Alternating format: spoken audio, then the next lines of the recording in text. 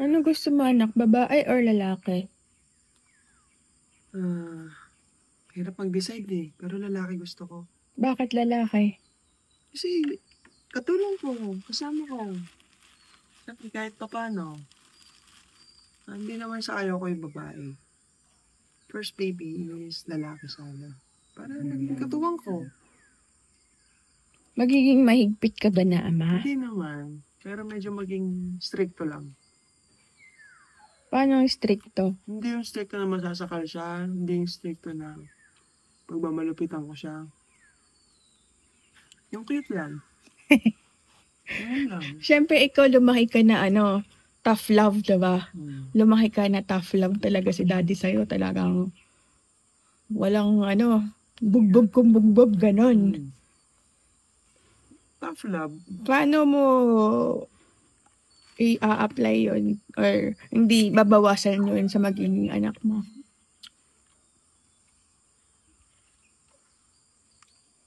Siyempre, obserbahan ko muna siya. Ngayon, hindi naman na yung parang malalang, normal lang naman siguro yun, pero tingin ko kailangan pa rin bumase sa ganun, tough love, na may explanation. Parang, di ba, halimbawa, kamali siya. Siguro parang, ikaw, parang warning pa lang yun. May warning. May mga first warning, second warning, third warning, doon na ako mamamalo. Yun ay kung masasagad na ako. Pero hindi naman talaga yung bugbog, like suntok, sipa. Siyempre naman, ano anak ko na. Anin ko lang siya. Kukurutin ko lang siya sa singit. Yung alam mo yun, kailangan pa rin talaga ng bata na mapalo. At the same time, paglaki niya, yun yung tatatak sa memorya niya na, naranasan ko yan. Kasi ngayon, wala nang nakakaranas ng ganun. Bawal na. So, syempre, after ko siyang pagalitan or siguro hindi ko maiwasang masigawan, explain ko sa kanya bakit ko ginagawa yun. Para maturuan siya ng tamang asal, respeto sa mas nakakatanda sa kanya. Diba?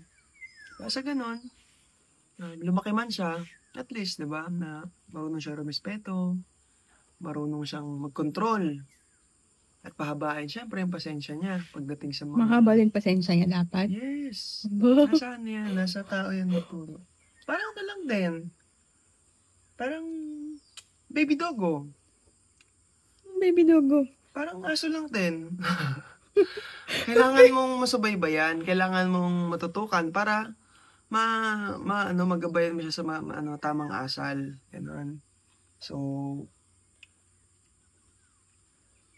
tuturuan ko siya kung paano gumawa ng gawaing bahay, maglinis. Hindi lang naman pang babae ang gawaing bahay. Siyempre, kahit lalaki din. Para at least kahit pa paano, magtaka sa kanya, very rare yung ganun Diba? Tapos, brainy ka pa. Very, yung ganun, klaseng ang bait ng bata. Pero pwede ko naman siya turuan mag-trade. Pwede, walang problema. Kumbaga, dapat tayong parents niya, may mga kanya-kanya tayong dapat na maituro na yung mga specialties natin. Like, ako, siguro, tuturuan ko na siya na sa tamang edad ng 10 years old or 9. Yan. Na matuto ng martial arts. Martial arts. Or self-defense. Kung hindi niya man makaririn yun, kasi hindi ko naman pwedeng ipilit sa kanya yung mga bagay na hindi niya naman gusto. Ngayon,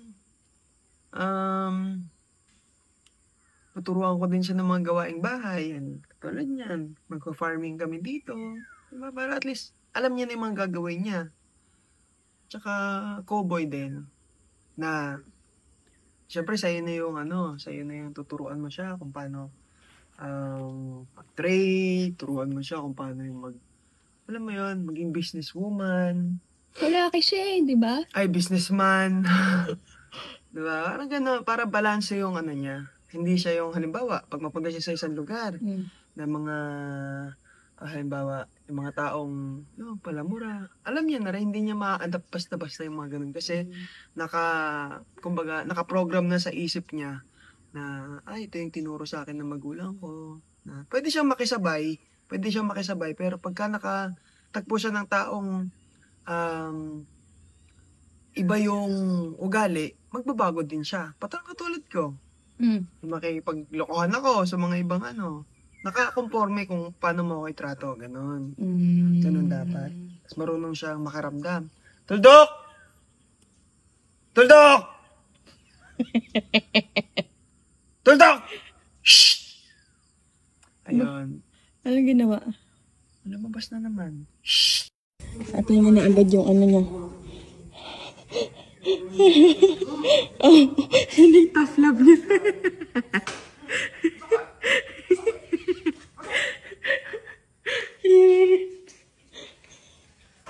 Apply nga na yung tough love niya kay.